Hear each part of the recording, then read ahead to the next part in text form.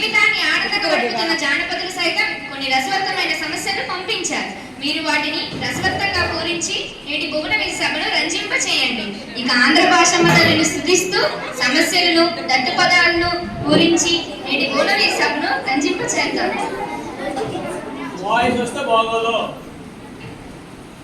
చిత్తం రాజేంద్ర, కవిచంద్ర, మీతో నేటి భువన విజయ సభను ప్రారంభించాలని నా అభిలాష. మీరు చెప్పింది నిజమే పెద్దనామాత్య, కానీ ప్రభువుల ఏర్పాటులో ఎన్నో భాషలున్నా మన తెలుగు భాషపై ఇంత మక్కువ చూపడానికి గల కారణమేమిటో. అదేమిటి సువర్ణ కవి? మందరమ గ్రంథాలు జాలువారే తెలుగుని ఇష్టపడిన వారుందరే తెలుగుదల నందువా?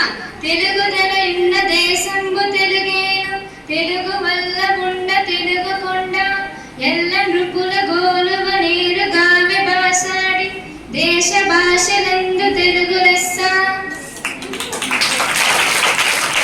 మరి ఇంతటి మన తెలుగు భాష మీద ఎవరికైనా ఎందుకు మమకారం ఉండదు? పెద్దనార్య, కవుల్లారా, మేము తరువాత పద్యమును పూరిస్తాం. ముందు మీరంతా పద్య పూర్ణకు పూనుకోండి.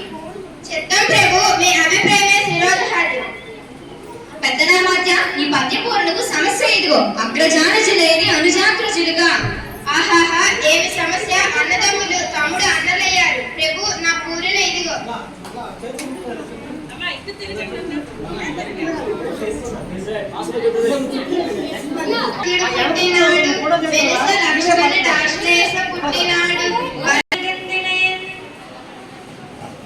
ఆహా, ఎంత అద్భుత పూరణ! ఎలుగు ఏనుగును ఎత్తుకొని పోగలదా? ఆ ఏనుగు రంధ్రంలో పట్టున ఏనుగులు, చిలుకలు, ఎద్దులు మొదలైనవి చక్కెరతో చేసిన బొమ్మలు. వ్యాపారి పగలంతా వీటిని అమ్మాడు. సాయంత్రానికి అన్ని ఎత్తిపెట్టి ఒక ఏనుగు బొమ్మను మరిచాడని, దానిని ఎలుక రంధ్రంలోకి ఈడ్చుకుపోయిందన్న మీ భావం వీణులు విందుగా ఉంది. బహుబాగు. కృతజ్ఞతలు మహారాజా. ముద్దు పలుకుల ముక్కు తిమ్మన కవి అందుకోండి. గాడిద యక్షం కదన్నా ఘన సంపన్న దీనిని పూరణ చేయండి. మానవుల్లో ఆడిన మాటలు తప్పేవారు కొందరున్నారు. జంతువులో దీనిని చూడలేము, అయినా దైవకృత పూరించదును.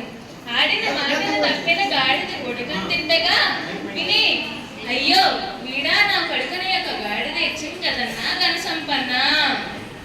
లౌకిక జీవన గమనంలో గ్రామీణ దుష్టులను ఆడితప్పే జనుల హీన స్వభావాన్ని తెలుపుతూ మాట నిలబెట్టుకోవడం విలువని చాటారు. ఆడితప్పే మనిషిని గాడిద కొడుకుని తిట్టినప్పుడు విశ్వాసానికి మారుపేరుగా నిలిచిన జంతువు గాడిద ఏడ్చింది అన్నారు. దీనిని చెప్తూ దృష్టాంత రూపంగా సాగిన పూర్ణ ఫల. దోచడి తిమ్మన్న కవేంద్రులు లోకరీతిని భీతి లేకుండా పలికారు. ఇప్పుడు అనే సమస్యను పూరణ చేయండి. అక్షర విన్యాసం తప్ప అర్థం లేని సమస్య ఇచ్చారు. అయినా చక్కని పూరణ కావిస్తాను. నిన్ను నిన్ను నిన్ను నిన్ను నిన్ను నిన్ను నిన్ను నిన్ను నిన్నునంగని లయతాల సంగతుల గాన కళ పరిపూర్ణ మానసమున పలుకుని రాగమున మోదము నల్లుచు పలుకునిట్టులన్ ననన నాన నానన నానన నానన నాన నానన. బల శ్రీకాళహస్తీశ్వరి వరప్రసాదం కవిత్వంగా పొందిన దోచటి భువన విజయ కవులను చూచిన జానపదుల మన కవుల కావ్య సాహిత్యాన్ని, మన సభ గొప్పదానాన్ని గూచి పొలంలో పని చేసుకుంటూ కూడా లయ తాళానికి అనుకూలంగా మిక్కిలి సంతోషంతో పుని రాగాలు అల్లుకునే స్థితిని కళ్ళకు పెడుతుంది. పనిలో పాటతో పాటు పద్యాల్లో పాడుకునే వైఖరి అద్భుతం. అవునవును, జానపదుల సొత్తు జానపదం. సత్యం చెప్పారు రామకృష్ణ. తదుపరి మీరే వంతు. మీ పదకుంపనాన్ని మేము ఎరుగుతాం. మేక మరియు తోక ఈ రెండు దత్త పదాలతో ఒక సీస పద్యం చెప్పండి. మమ్మేలిన దేవరా, నన్ను ఆదేశిస్తే కాదంటానా? ఆలకించండి మహాప్రభు. మేక తోకకు మేక, తోక మేకకు తోక, మేక తోక మేక మేక తోక, మేక తోకకు మేక, తోక మేకకు తోక, మేక తోక మేక మేక తోక, మేక తోకకు మేక, తోక మేకకు తోక, మేక తోక మేక మేక తోక, మేక తోకకు మేక, తోక మేకకు తోక, మేక తోక మేక మేక తోక, మేక తోక తోక మేక మేక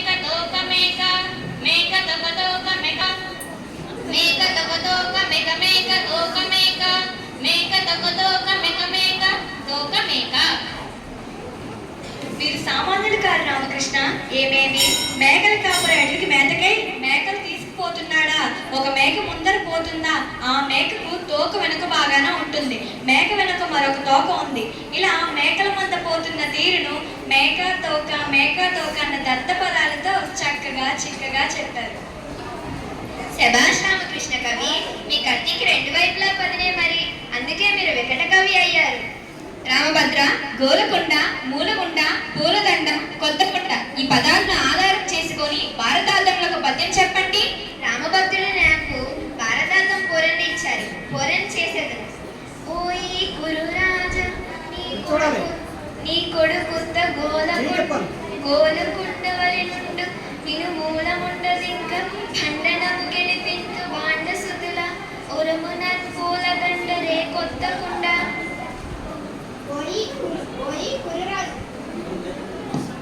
ఓయి కురురాజ, నీ కొడుకుది దుర్యోధనునిది ఉత్తగోల కలిగిన మనస్సు, ఆకారంలో కొండలాగా ఉన్నాడు, బుద్ధి బలం లేనివాడు. నా మాట వినుము, యుద్ధం వస్తే సర్వం నాశనం. సమరంలో ధర్మానికి బద్దులైన పాండవులు గెలుస్తారు, నీ కుమారులు మరణిస్తారు.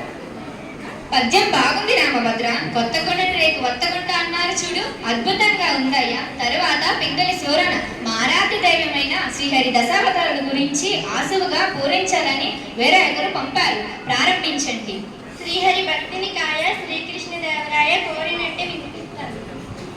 మత్స్యమై జడనిధి మడియించి సోముకు కూర్మమై కబపు కొండై బలిదనుచు వంచి కుదించి భార్గవుడై శత్రుపంక్తి చెండి దశరథ రాముడై దశకంఠు దగ్గడార్చి శౌర్యై దుష్టులను సంహరించి బుద్ధుడై త్రిపుర స్త్రీల బుద్ధి మార్చి రుద్రిచే వారి భర్తను దృంగ చేసి కల్కి అయి మత్స్య సంతతి బిట్టు మార్చు హరి దశావతార చరిత్ర అభినూతము.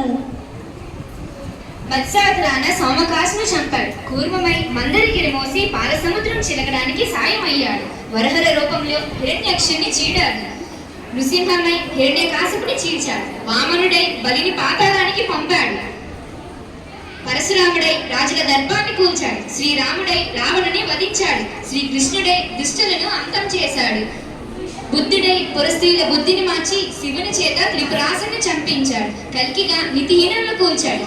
దశావతార కార్యకారణాలు మనోహరమైన శేషంతో సభాసదులను అలరింపజేశావు. మీ అభినందన స్పందనకు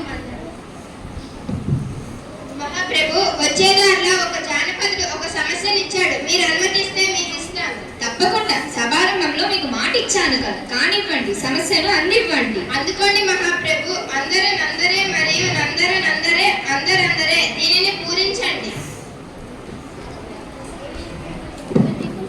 అది సంగతి. ప్రభువుల వారికి ఇవ్వదగిన సమస్య. అష్టదిగ్గజ కవులారా, నా కీర్తిని దిగంతలు వ్యాపం చేయాలన్న మీ కుతూహలానికి సంతోషం. పూరణ చేసేదను ఆలకించండి. కొందరు పాండితీధనులు, కొందరు నాగరికులు వధవదులు, కొందరు చాతురీ ప్రియులు, కొందరు నీతికి బుద్ధికి సిద్ధహస్తులు, కొందరు నాయకులు మరియు కొందరు గాయకులు. అందరందరే అందరనందరే మరియు నందరందరే అందరందరే. సభలో కొందరు పాండిత్యమే ధనంగా నలవారు, కొందరు నాగరికులు, ఇంకొందరు ప్రవక్తకులు, మరికొందరు చాతుర్యాన్ని ఇష్టపడేవారు, నీతికి సంపదకు నిలయమయ్యేవారు ఇంకొందరు నేతలు మరియు గాయకులు. ఇలా సభలో వారిని ఉద్దేశించి చెప్పారు. దీనిలో మన రాజ్యంలో సాహిత్య సామర్థ్యాలను గుర్తు చేస్తూ అందరందరే అనడంతో ఎవరికి వారే గొప్పని అర్థం. కవి పండితులారా, మీ సమస్య పద్యగానంతో మా మనసెంతో మురిసింది. సభికులకు కృతజ్ఞతాంజలి.